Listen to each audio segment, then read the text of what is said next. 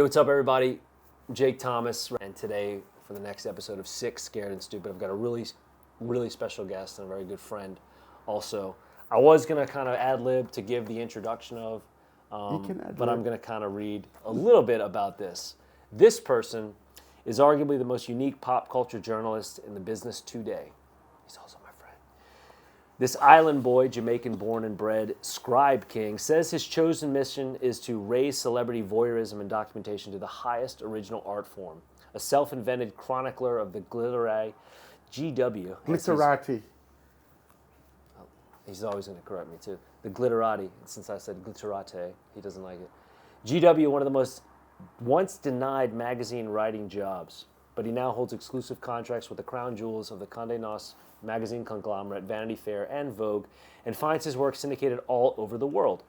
GW is also a contributing editor to the hip, cutting-edge, glossy Interview magazine in New York and Don't Tell It in London. His columns, interviews, and profiles have an international cult following. True. He's ladled his special blend of caustic badinage. Did I say badinage? Badinage, yes. Georgia versus USC. Badinage, often succinct and sometimes searing criticism. He is never off the mark. In his own words, I read about people who express our popular culture. I document their lives. There's a lot more. There's a lot more, and I'm going to ad-lib a lot more. But without further ado, the provocative, the inimitable, the uncanny, the legendary George Wayne. Yeah, thank you. I like to hear that. I like when you say I'm a I know legend. you do. This is like I don't want to age you, but this isn't written yesterday. It's old because I don't have the contract at Condé Nast anymore. but 26 years at Condé Nast, so yeah, and I'm still a legend.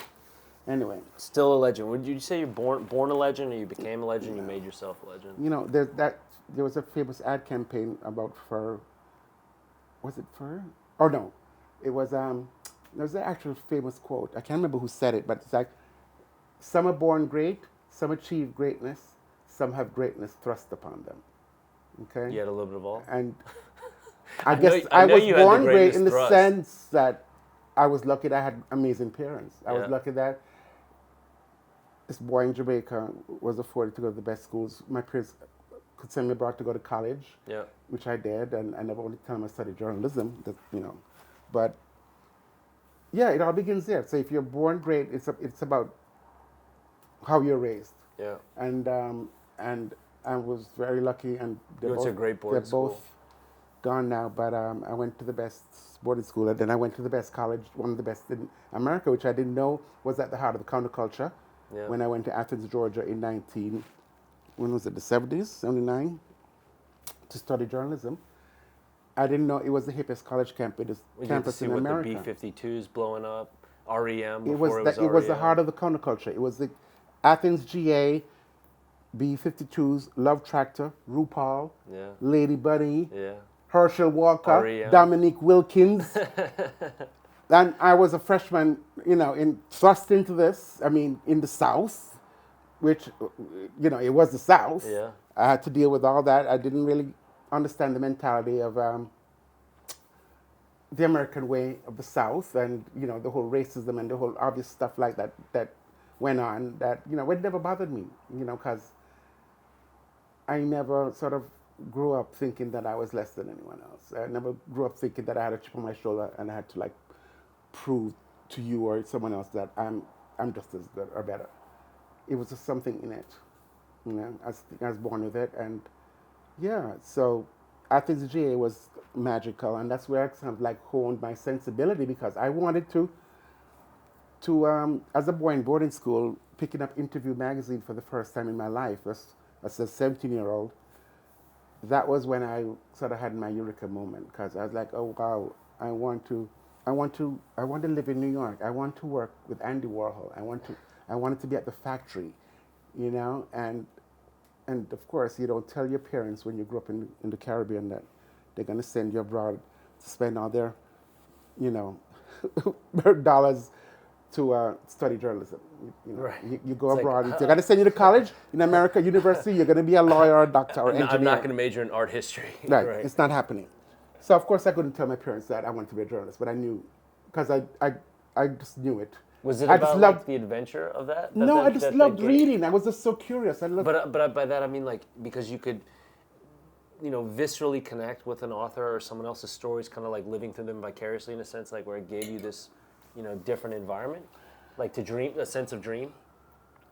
No, I just loved. I just had a curious mind. I just loved when my father would come home from work with the newspaper every evening, and I would grab the newspaper, and that was my first thing, and bring Time magazine, and I know Time magazine from America, and and I was lucky. My parents, I remember we could travel to Miami from for weekends. So I mean that was like the highlight of my life when we go to Miami for 4 days and go to the supermarkets and it was like, oh my God, cornflakes. Oh my, so that was magic. And then we'd go back home and I'd get shipped back to boarding school. But I always loved reading. I always liked to know what's going on in the world. I just had a sense of curiosity. So I said, if I'm going to, if I was so fascinated by celebrities and current affairs, journalism is what I should be doing. And yeah, so that was, and it's another thing. It's, some of us takes a while to find your path and what you really want to do with your life and your passion. But once you find that one gig that you love, it's not work, and it's joy. So your work has to be your play. My work is my play. I'm not a rich person. I should have been a billionaire by now, but you know what? I'm still here. I'm still alive, and I'm really excited about 2024, going into this new year, this new phase of my life. It's exciting, and I just keep plugging. You just keep at your craft, and keep trying to stay alive, and hope that you don't get smitten with some like disease or something, and just like hope, expect the worst and hope for the best. I've always that's always been kind of my thing. Is like, I don't want to put too much expectation on anything, but I'm still gonna try. If it happens, it happens. If it doesn't, then I gotta keep trying. What, like going from Athens and when you made that trip up to New York, visiting with school, right? It was a school trip that got you up here? Oh, the first one, yeah. Right? Was that like the moment where it's for sure like I'm going? Oh, I always knew. No. I knew from when, as I said, when I read Interview magazine, 17 years old, I knew and reading about Studio 54 and I was like, I was hooked. And I'm not the first. There was so many, and and the best thing about it, all that is like, no, I did it, and I came to New York City and I created my own way and influenced so many others. So when I run into people in this town, even to this day, who said to me, I used to read your column when I was in college in Kansas, and I'd read you in Vanity Fair, and that's why I moved to New York City. And I just like, what? Because I'm getting chills right now. That was like, wow. So I know that, and that's the greatest joy, when you can inspire others, when you can show them, you know what, you can do it too, and you can have that magic.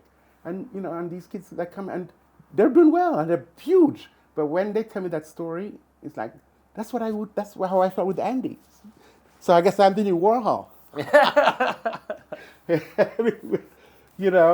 So, but I knew. So that field trip, that just sealed the deal.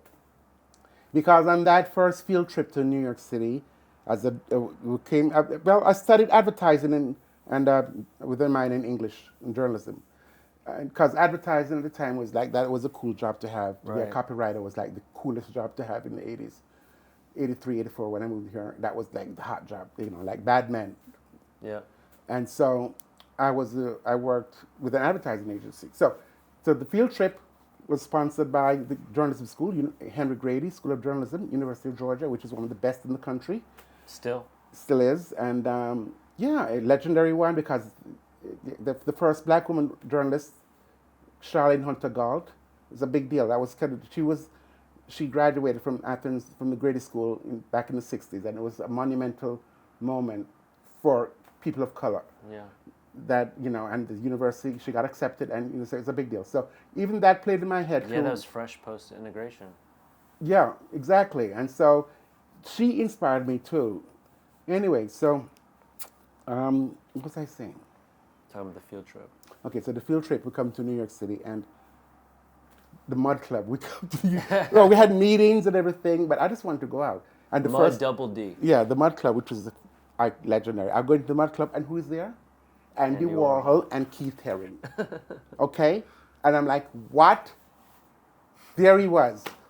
I didn't meet him that night, but that was it. That was, you know like what, fate. It's meant to be. This is the man and he walks in the room, and it was like, it's Andy with Keith Haring. So, went back down, got my degree, and then, that summer I took a one-way ticket from Eastern Airlines, which doesn't exist anymore. So how old I am, you probably don't even know what Eastern Airlines is. On a one-way ticket, came to New York City, and but it was also a very scary time coming to New York City in the 80s because people dropping dead from a disease called AIDS. Yeah. And here I was, this boy from Jamaica who kind of I like boys. I like dick. Okay? I had all the jocks at boarding school that I could ever have wanted because I was on the quiz team. So for anybody that I was a doesn't know, superstar myself. For some, George talks about it in his book, Anyone Who's Anyone, by the way, which is an awesome read. And just for you guys to know, when you read a book, I'm a big highlighter myself. So, highlighting is key to remember good things. But in his book, George talks about how the quiz bowl team at his boarding school was actually above elitist status compared to the jocks and how it brought a lot of favor. Oh, yeah, because we're televised. It was everything. It was like being on American Idol. Being on the quiz bowl team was like, it was a national, you go to Kingston, and it's filmed. It's the TV show. It's a big TV show. It's like American Idol live.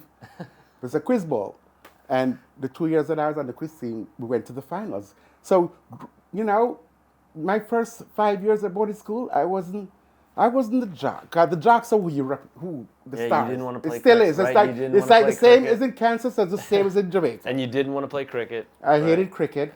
You like to watch football, but don't want to play it. No, I would have loved to be a football star. I would have loved to play soccer. We call it Jamaican football.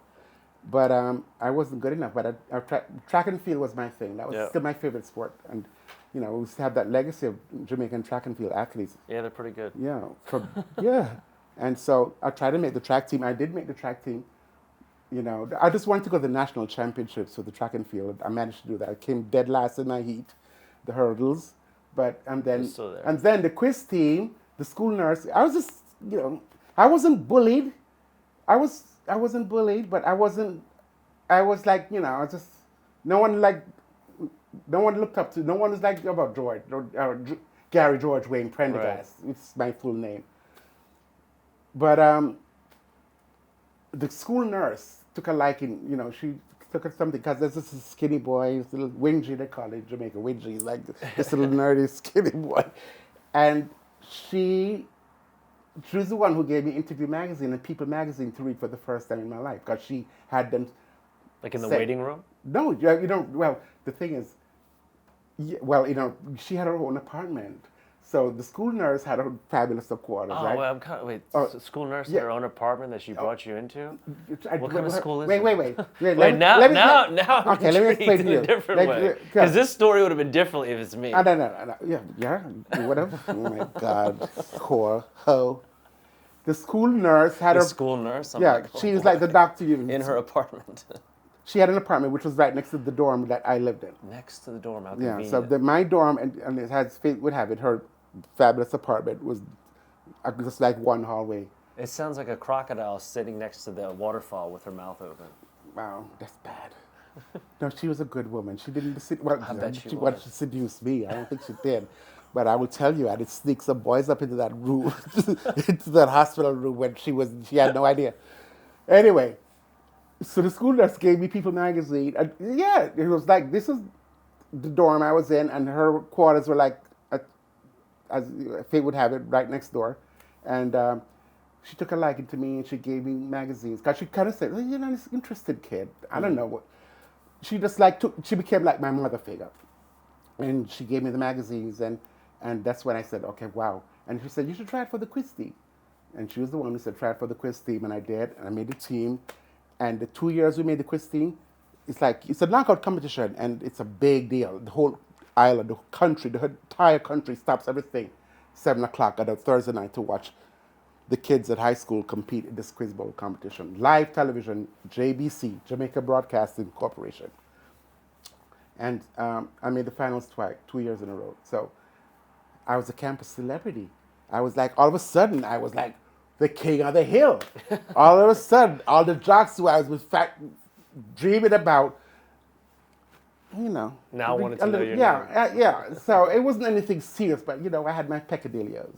I had my little, it was amazing. And I think that's where my jock fetish still to this day comes from. For sure. Because, it's like, once you begin, you're 17, 18, and you define your sexuality, it's like, so that jock fetish came from that, as you well know, because I kind of was like obsessed with you for a while. Now, if I wasn't blushing before, now I definitely am. Mm-hmm.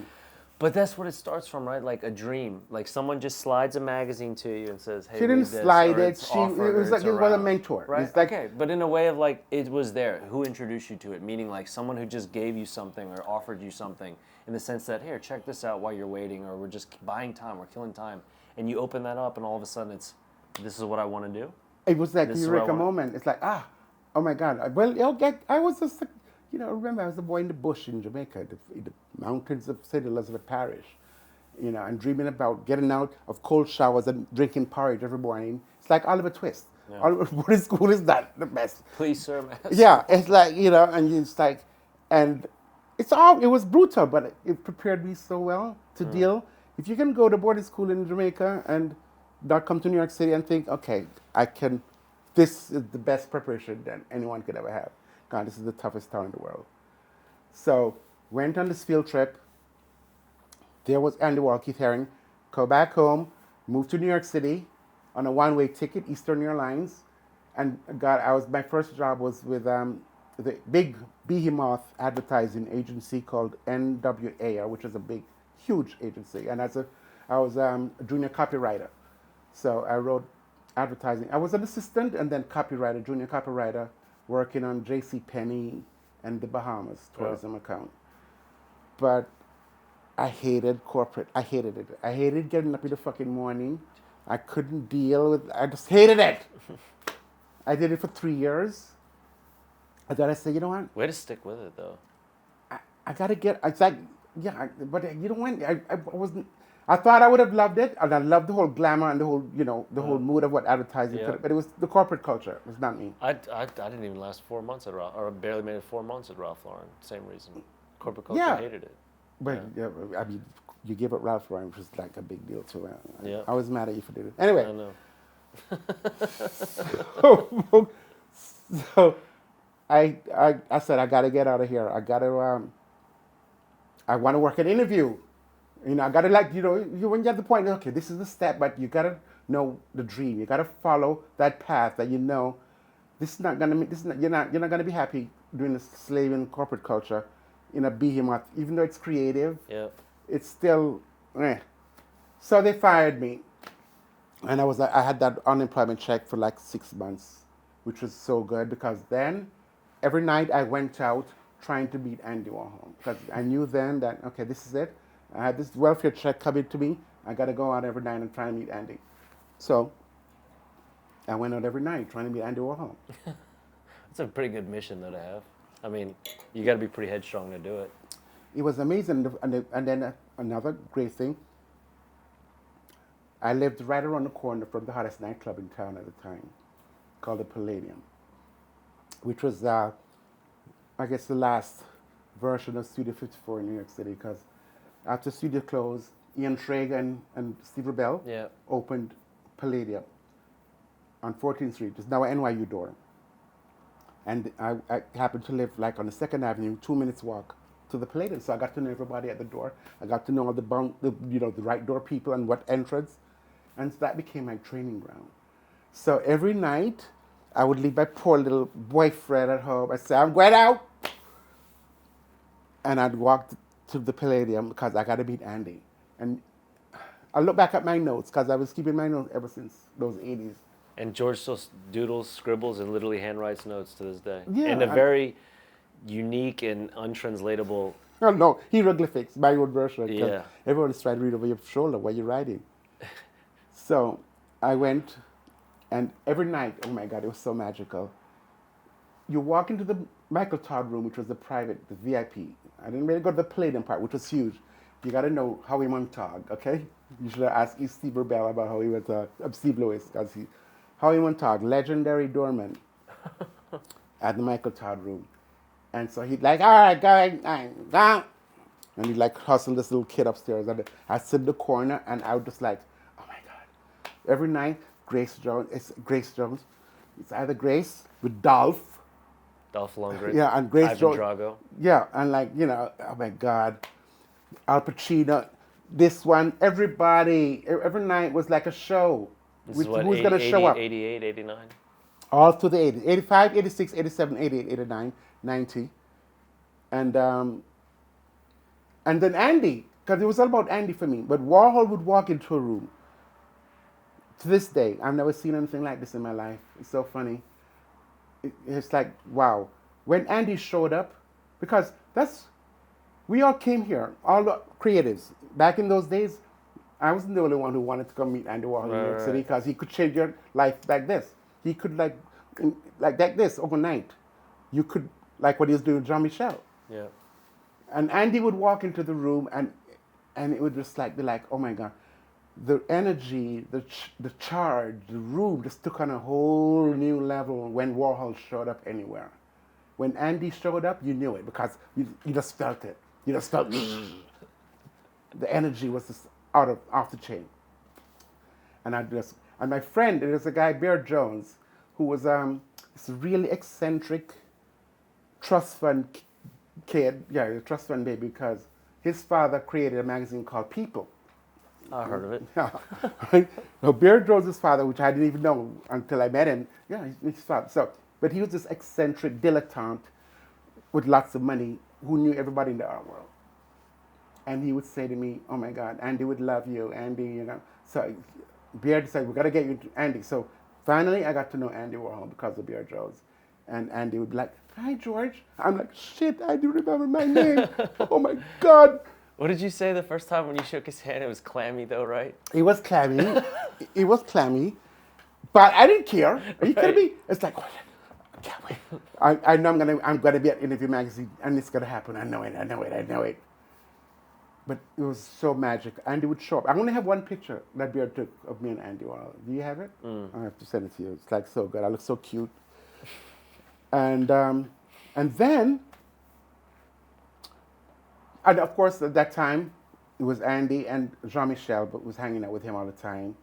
And Keith Haring got pushed to the side a little bit because Andy was obsessed with Basquiat, which I didn't understand at the time, but now I realize that people keep saying, I wonder if they did sleep together.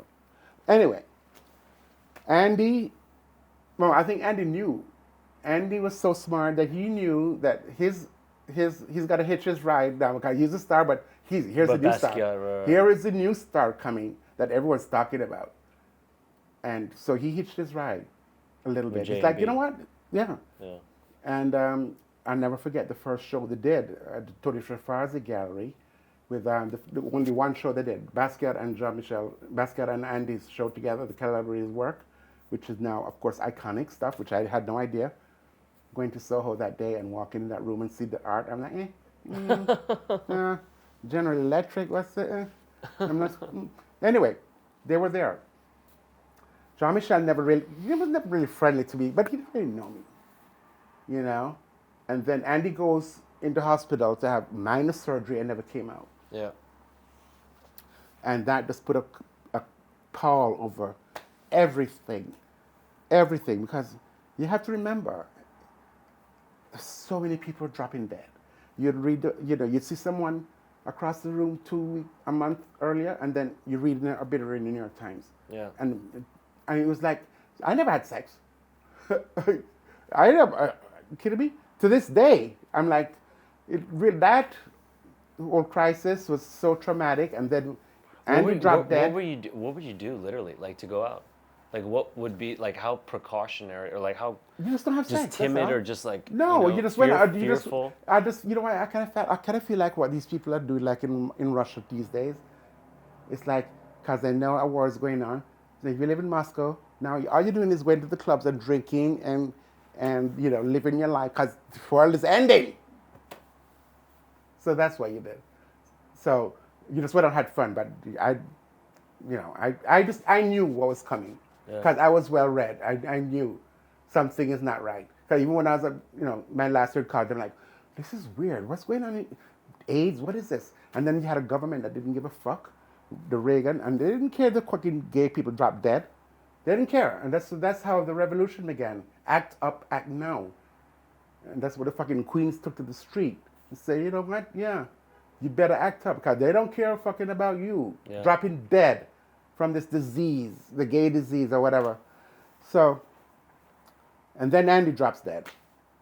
And all the rumors stuff. And then the whole creative force of New York City at the time just went, oh, it's like, wow. And then Basquiat killed himself. Well, he dropped dead too because he couldn't deal with Andy being dead. Right. And he OD'd. And he was gone. And it was a tough time. And then, of course, Herring dropped dead. So, yeah, everyone was just, look, you read half of the New York Times back in those days was, the obit pages was this thick. Yeah. Right? So, I made it through the wilderness. Somehow I made it through. Thank you, Madonna. She's still here, too. Beautiful, thank God. And so, yeah, Aluta continued. The struggle continues. So, what are you going to do? So, Andrew drops dead. And then guess what? I got to drop an interview. So, I made it to Interview Magazine, even though he died. I was the first hire for the new editor-in-chief. Her name was Ingrid Sishi. This lesbian. She took over the interview, and I worked at the factory. The real factory. The club. No. The as studio. I was. The studio. The factory, Warhol. not The Warhol. Andy's place, the factory. Yeah, the studio. Yeah. Not like a manufacturing facility, for people that don't know that.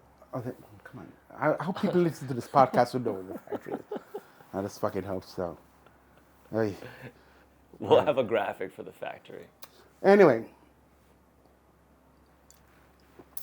But working at the factory after Warhol, in post-Warhol, was kind of like depressing. It was so depressing. It's like, wow, he's not here. It's like being an Apple without Steve Jobs. Yeah, he was not here. And but I did it. I fulfilled that dream of working at the factory. And then Vanity Fair called. How many? Well actually, can we break now? You say Vanity Fair called. There was a lot of door knocking Actually, Vanity Fair didn't call. You're right. No, yeah. Vanity Fair didn't call. Talk about the persistence that it took, though. Nobody George, called, actually. When you were saying to was it to Graydon, where you were like, give me a job, give me a job, give me a job, give me a job. Okay. All right. So at the same time, it's like persistence is a big part of this. Oh, it huge. is. I mean, like, persistence. Oh my God! Yeah, it's not giving up. It's just like wow. It's like yeah, I don't want to say shameless, but no, but like I guess you're when talking you're about, young and you're ambitious, you're talking about people are dying left and right, and you're like, I got to stay with the dream. I got to stay with the dream. Yeah. I mean, that's eye on the prize. That's the eye on the prize, and yeah. Amidst death. Yeah. Literally. Yeah, and like of the most creative minds in the world. And just like on the reg. All of a sudden, it just like it was beyond traumatic. It's still an effect, of course. So like that to me is something that's like, how do you do that? Like that's something that someone not knowing something about you. How do you do that amidst that time, where it's literally friends dying left and right, where it's people that are known and unknown, but otherwise intimately part of your life, people you've looked up to, people you aspired, came to this place, came to this country to try to be like or be around. New York City, that was our refuge. I mean, for anyone who's born different, or you feel different, or you feel, where do I belong? Where will accept me for who I am? Period. New York City. New York City, always. And Andy knew that, and all the kids that followed, who came to try and work at the factory, all the kids he made, everyone, every creative force, every individual who felt I was there. And if you could come to New York City and if you had a dream, this is your refuge. It always has been.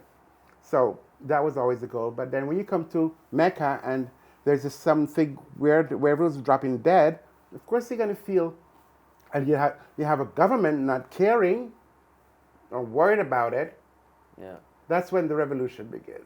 Because that's when you fucking get together and fight for the fucking right to live and party. Okay? So, Warhol drops dead. AIDS is ravaging the city. And then, you got to work. My boyfriend left me. So, Why keep going? no, I never felt that way at all. No way. Are you kidding me? I said that. No, I mean, why? Why would you keep Why? going? Because Yeah. I didn't. Because Your hero's dead. AIDS is ravaging the city. Your boyfriend's left you. You're thousands of miles from home. Why keep going? I never even thought about that. Why? I never sort of dwelt and moped about why should I keep going. You just keep fucking going. You just do it. Just do it. Don't focus on the negative part. Just try and keep your emotions in check and just try and keep Were you the scared? path ahead. Of course you're scared. You're scared, but you can't let everyone think you're scared. Of course you're scared. But you just keep trying. And then you know what? I just hope that you have guardian angels. Just hope that something will fall your way. And so I got fired, I left the interview, and I started doing my own little zine. I started doing my own little magazine called Rome. Which you started right in Athens first, right? No, Like I little started bits? Rome. I started Rome in 1983. No, 85. 2 years in. I started Rome when no one, after leaving the job at the advertising agency, and I was trying to get a job at a magazine, and no one would hire me. So I went to Pete, and no one hired me. So I said, fuck it, I'm just going to start my own little thing. So I started my zine. So before they fired me at Air, I would go to the Xerox room, and I would print my little thing, Rome. And I took it to this little shop in the East Village. I said, will you sell? And she said, put it over there. I put it in the corner, and 3 weeks later, she calls me and she says, "Oh, your little zine, Rome, it's sold out, and some guy walked in here and bought it, and he wants you to call him." So I called this guy, and his name is David Hershkovitz, who was editor of this little downtown Bible called Paper magazine, Paper. So I called David Hershkovitz. He says, "I love Rome. I think it's fabulous. Write a column for Paper." Of course, they didn't pay me shit, but I had a byline. When you have printed your name, Sure. That's the statement. It's the value. That's the value. and that's how it all begins. So I had a column. So in the Raw, in my little gossip column, which everyone loved. And so I was at Paper magazine, and then doing Rome, and then I was backstage at a show, a Chanel show. I was there, but I didn't take the pictures. The photographer took some pictures when Karl Lagerfeld came to New York City with Chanel, and Claudia Schiffer, the Nice. supermodel, was backstage and flashing her big German boobies, gorgeous titties. And so I said, You must have hated that. no, I loved it. No. Are you kidding me? No, Kate, no. I'm not, I don't call myself gay. I call myself the duality of sexuality. Exploratory. You have to be open to everything. And when you see beauty, you recognize beauty. Amen. Exactly. I just did this tongue-in-cheek thing, Claudia Schiffer. I put it in Rome. Next thing I know, Oh, yeah. Boy, she wasn't happy. Claudia Schiffer wasn't happy, and there I was in LA at the Chateau Marmont. And this is going to be huge because Rome is coming back. Okay? If you know anybody who has some $20,000 or so to help fund the issue, let me know. Subtle plug. Yeah. She sued me for $30 million. Headlines across the globe. Great press, though. That was, in those days, that's what you call going viral. This is the analog era, and that's how you went viral in the analog era. Okay? I didn't plan it. This bitch sued me $30 million. It's so absurd. A little Xerox magazine. I made 100 copies. Who sees it? Nobody. It was front page headline across the globe. Across the globe. I'll never forget this. I was at the Chateau Marmont in LA. By this time, I'm at Vanity Fair now. Because Graydon hired me. I used to bother him. Which you bothered him. How many times did you have to ask politely, I used to write him a letter every week. For how long? For 18 months.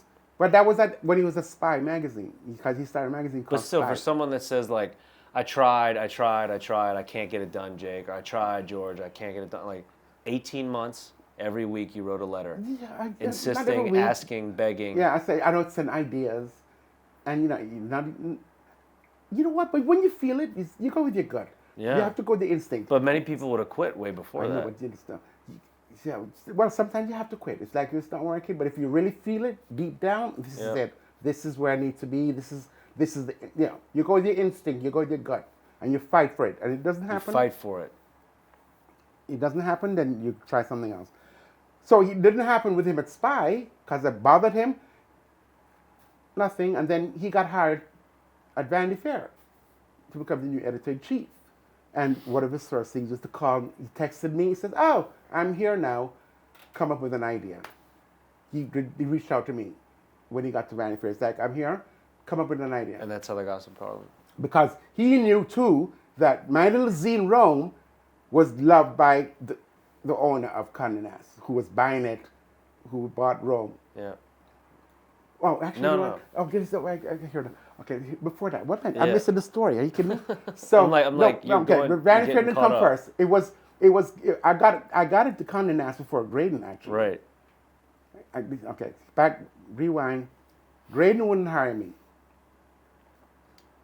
But I knew because I would sell Rome at the little Xerox magazine at the bookstore in the Condé Nast building on Madison Avenue. And All right. she too would call me. 350? 360. 360. Yeah, 350, 360, Yeah. both of them.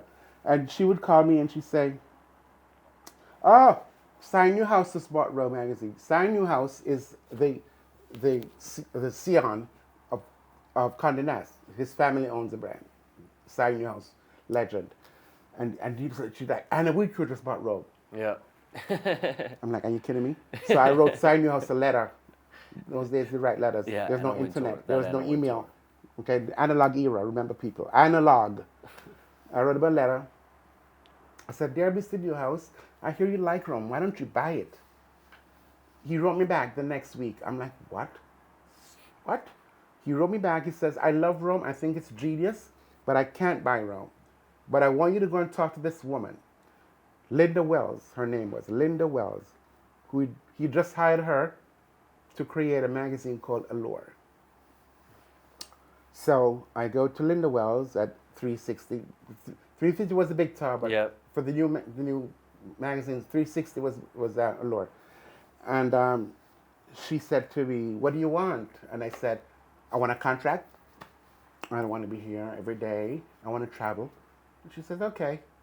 So when you get a contract with Condé Nast, it's like getting, it's like the old studio system back in the day when John Wayne and Carol Lombard or the icons would sign with the Bogart studio. and- Bogart and Bacall. When your name, you're signed with the studio. So whether it's Warner or Paramount, that was what Vanity Fair was like in those days. Yeah. Okay, the best talent under contract, exclusive, and you can't write for anybody else. And the security of it. Of course, you get not a worry. So my first was Allure magazine. So my first assignment was to go to St. Bart's for 3 weeks. I remember. I remember. I told you that. Yeah. I always A left the black real, box a real store. drag. Oh my God, St. Bart's for 3 weeks. Okay, nobody does that anymore. That's not happening. No, of course not. Not happening. Anyway, and so 4 years at Allure, and then Graydon got hired to come to Vanity Fair, and he was so opportune because I was so tired of writing about lipstick and beauty and all that shit anymore. But working at Allure was amazing because I went to the fashion shows. I was in Paris, Milan, London. Right. I was doing the front row prep, Yeah. and she was trying to make And you the went to Russia right after the wall too, right? Oh, that Right was when you went to 1996. the fall of the Soviet Union. Right? Yeah, I went to Russia twice. Yeah. That's another episode of this pod because that whole Russia thing would be amazing. Fall in love again over there. I would never want to go back to Russia now. Are you kidding me? It's a different world. I missed, but I was there when the best sex of my life. I was Rasputin. Yeah. They loved me, but that's a whole nother pod. Rasputin. I was Rasputin. So what'd you have to do to carve out the Q&A though? Like having the dream. So Graydon comes to me and he says, "What do you want to do?" And so I hark back to my early roots of reading Interview magazine for the first time as a 17-year-old. So the same seed that was planted. Yeah. And I said, I want to do a Q&A. I want to do what Andy would do, but my way. Because Andy inspired, he was a master of the Q&A, question and answer. If you read vintage issues of Interview magazine, just the whole conversational, sort of like low-key, deferential approach of Warhol was so genius. And that's how, but he knew all these people. You know, he was friends with a lot of people who would interview. I didn't know these people. But I wanted to be that sort of conversational and fun and just like informal. And do your research, because you got to, and which I was afforded to do because, you know, when you work at Vanity Fair, when you work at Vanity Fair, that's your thing. And so they had the best research assistant.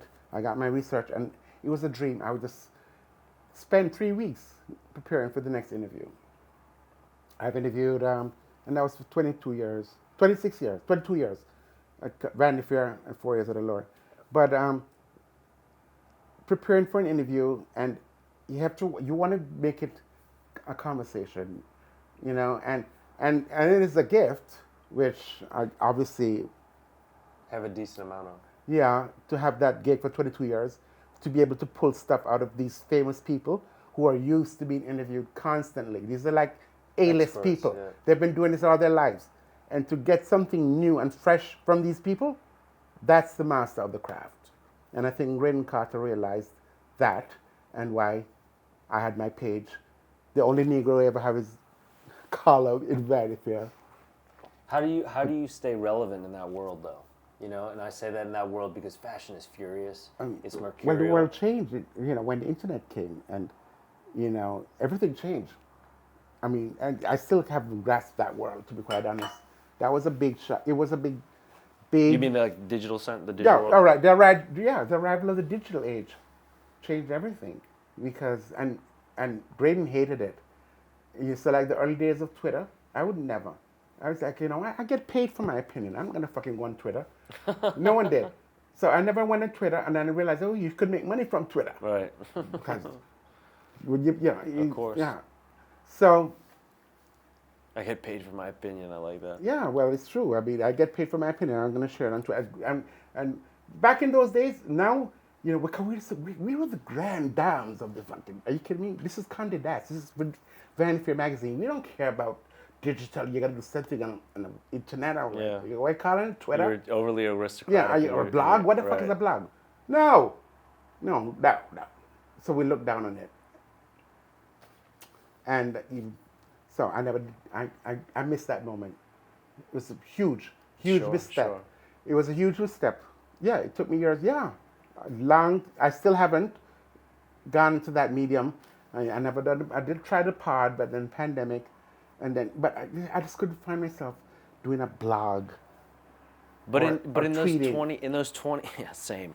But in those 22, 26 years, that world is vicious as far as in love you, be at your knees to praise you one day, and then 1 second you misstep one wrong vicious. Way, you're gone. So how do you stay relevant in that? And especially in what many people would consider the enemy. You know, being a journalist or a writer of any kind is like, I don't want to divulge secrets to you. How are you going to use my words against me? How are you going to defame me somehow and misinterpret what I've said to you and shared my vulnerability?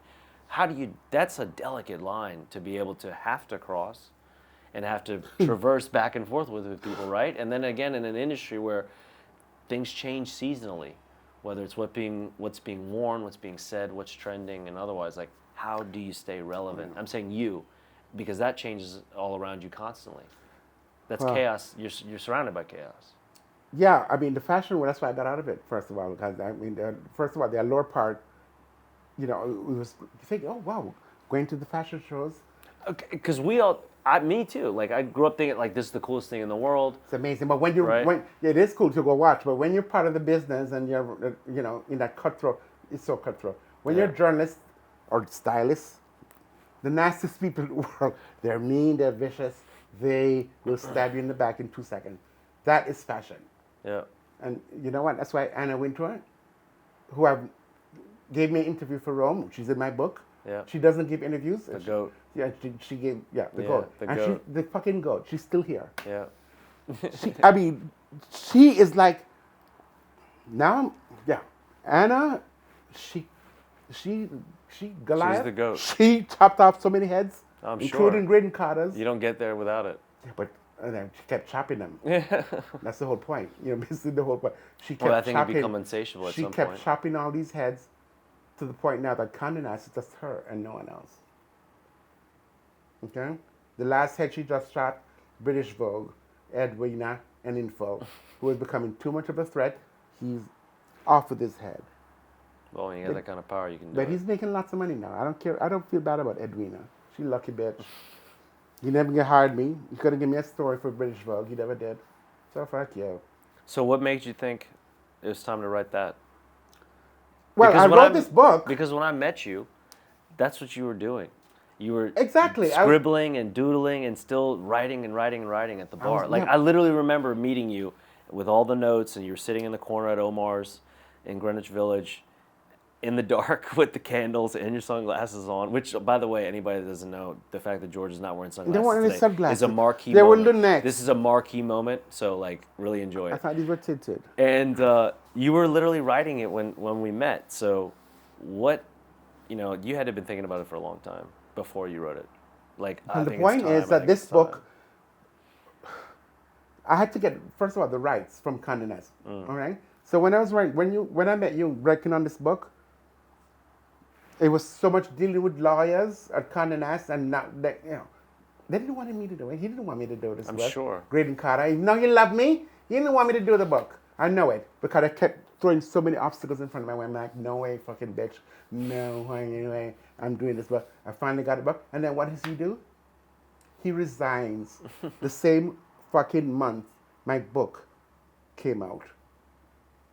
Wow, I'm that's like, timely. why would you, what? I'm thinking, oh, good, he's going to promote my book. We're going to do that. I'm going to, I'm going to Condé Nast. I'm going to go back Vanity Fair. It's going to be another 20 years of genius. He quits. And that was a big shock because no one could, he told nobody. And he's probably going to hate me because I put all this stuff out of the public domain right now. But I know what the real story is. Anna got rid of him because she was jealous and then chopped heads. That's what Anna does. And that was a big head. And Graydon got fed up for some reason, which I don't know, because he quit. He quit. And I was devastated. Because what am I going to do now? This woman is not going to hire him. He quit, and then what happens? The purge. The purge. Okay, this new woman hired to edit Vanity Fair. She got rid of everybody who was, of course, she's not going to keep me because I was so Graydon Carter. I was so part of his brand. Yeah. She's not going to keep me. So she didn't renew my contract. I didn't hear a word from this woman. Not even like, thank you for your service, but we're going a different path. No, it's like, so I've made it my plan. As I said, you don't want, you keep, and you don't forget. So my plan is Oscar week this year. This bitch is gonna see me. I'm gonna be radical. We're talking like suicide vest, or no, I'm not. Honey, I'm gonna be nice. I'm gonna say, Radica Jones, how are you? You did such a good job with Vanity Fair. The magazine looks fabulous. Everyone keeps thinking it's still relevant. You gonna bring me back or not, bitch? It needs GW. I hear it all the time. People miss my fucking column. So whether you come to grips with that or not, it's up to you. Do you remember when I showed you the movie trailer, the film trailer that you were in? Remember for Black and White? Oh my God. You remember the movie? I mean, you remember the film, obviously you're in it, but like, remember when I showed you the trailer and I was like, you're not going to believe the trailer that Apple TV has? Oh, she's fighting right now. As the teaser. We'll throw it up for people to see, but do you remember that? Without living in the ghetto? What you think these white people really want from us? Trying to imitate us, trying to rap, trying to dress black? Can it be all so simple? It ain't that simple. You know what I mean? Can you look within and embrace your soul or not? I'm here to sell records for you. If I do the video, it's gonna cross over. He gonna make it look like it's Hollywood even though it ain't Hollywood. Right. Dean, right? Yeah. Point guard on the Rider team. I was just wondering if you wanted to make $50,000. I think they gonna get some kind of life force. All right, I want to. Yeah. When we were laughing about that, I could believe it. I couldn't believe it either. I remember going to watch the movie, and you suggested to watch it. You're like, check this out, because I'm in it. And I went to pull it up, and the trailer was actually George's scene, which is a good scene, but like it's in no way an integral scene. Like Yeah, to the movie. are you kidding me? It's a good scene. There's so many famous people in that film. Yeah, but it's like your scene was the one. That was the one on Apple? Yeah. You gotta find it again, please. I'll send it to you. Please, can you do this favor? Yeah, I'll pull it up. I'll have it shown in the graphics. Like, look. Yeah, but I want you to send me that scene so I can put it on my Instagram. Okay, for sure.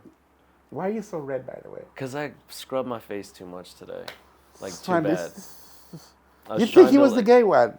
All right, all the fucking exfoliated and the hanging thing and oh my God, the shaving my pits. Let me shave my pubes too. My Jesus. pits are hairy now. Oh! Look at that. No. The Yeah. pubes? They're trimmed. Okay, can we take a break, please? I need a break. We're gonna finish in a little pretty soon. I'll tell you guys a funny story. Fashion Week, New York Fashion Week 2018. George calls me up and says, "You need to go to meet this casting director right now today at this office for this label because they're gonna put you in the Men's Health New York Fashion Week walk." And I was like, "Are you sure about that?" He's like, "Just show up, don't be stupid, don't look bad." Showed up, did the thing, got fitted, and a couple days later we were walking. Yeah, I help my friends. Yeah, I can say for sure. And it was Was it a fun. moment? It was a moment for sure. Yeah, I didn't get to touch his nipples. I was so pissed. Yeah. Anyway. Yeah, it was fun though, man. And it definitely was a part of that allure, like you talked about. Like I'd always had that as a kid, that dream. But you've always exuded confidence. You've always had, you know your heart. You've always like exuded a sense of confidence. But you've always been very sensitive, and you've always sort of like had that sort of cerebral mind. You question. You're always asking questions. Curious. Yeah. Like you talked about curiosity earlier. Yeah, Super exactly. curious. And but you're more cerebral than I am. I'm vain. I'm shallow. You're too good. He doesn't eat, doesn't drink, doesn't smoke, doesn't do anything. Maybe not anymore, but. Okay, well, maybe not anymore. I don't think it was that bad anyway. But the body was wow. I just wanted to I want to get to know you because I thought you're going to be mine. That never happened. Here we are, fucking 10 years later. God knows, doing whatever I'm doing right now. When I could be watching Pornhub. Yeah, Anyway, what that's else? a dead science anyway. What's the dead sign? Pornhub. Is it? It got me through. I think it got a lot. I think it got a lot of people through. Someone celibate like me for like fucking 4 years. I think it got a lot of people through. Yeah, it I still gets me I through. celebrate the same celibacy. Yeah, so I'm celibate. I went over it. 2024, I get some dick. I need to. I'm going to LA. I'm going to Hollywood this year. I'm going to, I already have my set on. I'm manifesting because I believe in the manifestation. Well, I swear you to didn't God, get I to really where you do. are without I it. am no, but I never. You said you're gonna meet Andy Warhol. I know, You but did? but this is a new word, the manifesting. I know, but like that's. But well, I guess that's what it is. It's a trending buzzword. Yes. Yeah, it's a trending buzzword. This for sure. But it's like all the things I've been kind of manifested have been like falling into place. Like I've been thinking about Joe Manganiello. Now he fucking broke up with Sophia. I'm like, oh man, finally I can get back in touch with Joe. I was thinking because I spent like 4 days of the most amazing. I fell in love. The last time I fell in love was with Joe Manganiello. Yeah.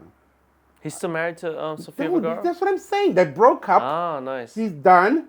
And I'm like, it's been on my mind. And all of a sudden, out of the blue, he starts following me on Instagram. I'm like, wait a minute, it can't be him. Is it really him? He's following me on Insta. I'm like, shit. I'm like, it's weird because I was just about I was going to post something way back because I spent a weekend, 4 days with Joe Manganiello and his mom. And it's so epic at the Casa Casarina at Versace Mansion. It's magical. Anyway, so I'm manifesting. And then another example of manifestation. Oh, by the way, did you see the New York Times did 2 pages on me? This guy, I thought this is why he wanted to do this fucking story. Do tell. I can't believe that. You didn't see this? Did Oh you my bring props? fucking Good. God. Perfect. I read the post. Are you kidding? Oh, no. I'm kidding. All right, this interview is done. He didn't fucking see this?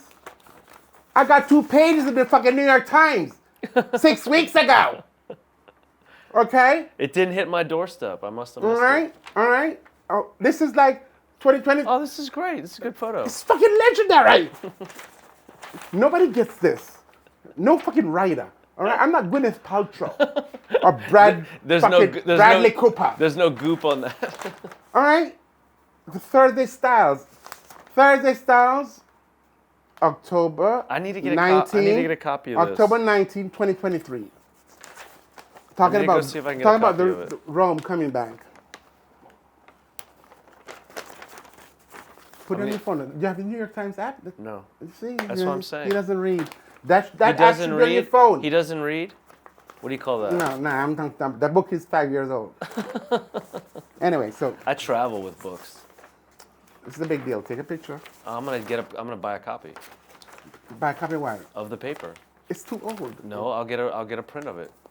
You show Yeah. me that. You show me. I'll get a print of it and I'll get you to so I sign can it. keep this now. Yeah. For sure. Anyway, so I mean, I'll take that one if that's why you brought it. I will certainly take this as a gift. I'll send it to you. Yeah. Can I see Please. the pubes? Can I see the pubes? Can we get that as that's gonna be the headline? Can I see the Can I pubes? see the pubes? Can I see the pubes? Yeah. But man, more than anything, like the respect I have for you stems from knowing what I know about you, coming from where you've come from, and continue to do what you do, in spite of. You know what? I keep trying because the pandemic, when you have basically your entire career a brand like Condé Nast, it was hard. It was fucking hard for me because it's like, wow, what am I going to do now? I'm not the digitally inclined. What am I going to do? The magazine business is done. That what's the word? Era, age, yeah. vessel. That ship of the glossy, I guess, is past. I hate to say it, but yeah. And says, what am I going to do? So I said, I'm going to bring back Rome. and everyone else said, oh, why not? I get 2 pages in the New York Times. That wasn't something that... Yeah, they don't want to waste ink on it. I didn't think... I went to a party. They don't get New York Times. I go to a party. That's why it's always good to go out, because you never know. Sometimes you want to stay out.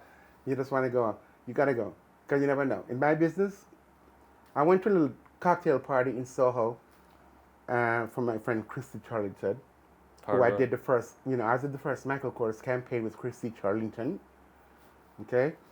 So Christy is at this party, and there's this writer from the New York Times who I've known. I didn't know he was at the time, though. He just got this gig. And he comes up to me, and he says, GW, you know what? You should go write for the Times. Write for the New York Times. And I'm like, no. First of all, too many rules. When you write for the New York Times, it's like, it's a standard. There's like, you got to follow formula. And plus, you can't get a free trip anywhere. I'm not fucking going to write for the New York Times. They're too rigid. I said, no. I said, I don't want to write for the Times. The Times should write about me, darling. Next thing I know, he calls me the next week. He said, guess what? They want to do a story on you. So he followed me for 10 weeks. 10 fucking weeks. Came to Lilliput, as you well know. Yeah. I said, why do you want to come to my hovel? I live in a shoebox the size of this couch. What do you want? I mean, this guy was relentless. He's like, followed me. You. But this is serious. This guy was like, I've got to come see where you live, da-da-da-da-da. We're going to hang out. I'm going to shadow you for like, and I'm like, oh my God. He did it. I didn't know what he's going to write. I didn't expect to get 2 fucking pages, much less a cover like this. Yeah. Are you kidding me? This is such a big deal. For the awesome. styles. That's awesome. For the styles. And this has happened October. Not even 3 months. January 9th, will be 3 months. So that has fueled me so much. The little doses, That, the microdose. the little moments. That, no, this is a big deal. No, it's a big deal, but I mean those little bips that happen, that carry rippling effects. Yeah, but this is a big deal. This is so huge It's a right now huge because this well, is it's a like huge this ripple. is like leading to what? Because Rome, everyone's going, where's Rome coming out? And it's coming, and I already have it in my head, thinking who's going to? Because I'm preparing this Rome magazine as sort of like it's got to be optioned. It's got to be a film. Because there's certain chapters in this book that's going to be the movie of my the movie about G-Dub. And I'm thinking, who would I want to direct this?